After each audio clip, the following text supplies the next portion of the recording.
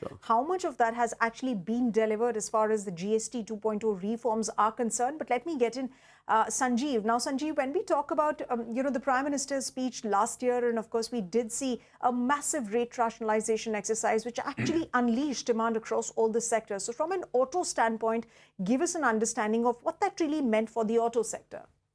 So, Smita, thanks very much for having me here on this panel discussion.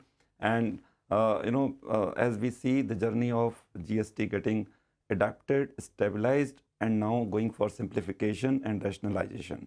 So, in this journey, I would like to give compliments to the all stakeholders, whether it is government, our GST council, or the tax administration, the industry folks, as well as various stakeholders who are, who have been collaborating, giving their inputs to the government.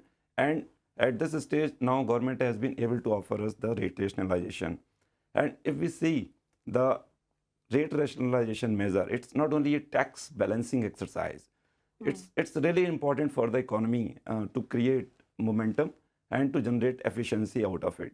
The rate rationalization was needed because we were having 5 rate structures. Now it has brought down to 3. Now, the less time a customer or a taxpayer is spending on, identifying which is my classification. So far, there were a lot of, confusion among various product lines, whether it should get classified in 18 or 28 or 12. Now, there's a very clear distinction. So this actually brings in a lot of certainty to the taxpayer's liability, and he knows that what is the amount of tax he has to pay.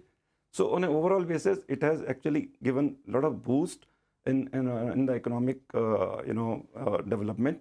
The 3-tier rate structure has actually given a very clear roadmap to the industry.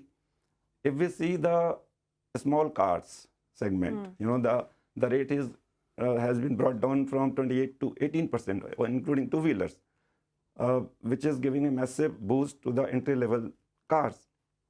And this is also holding true for our commercial vehicles as well as for the buses. They are also we will have generation of reduction in the logistics cost. So this will give benefit ultimately to the businesses.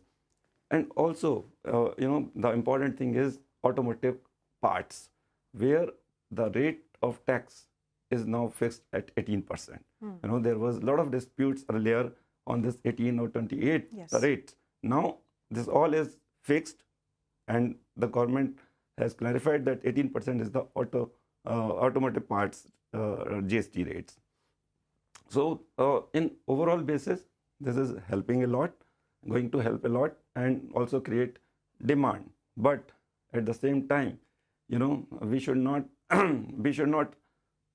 rule out that it still require a lot of still operational issues are to be taken care.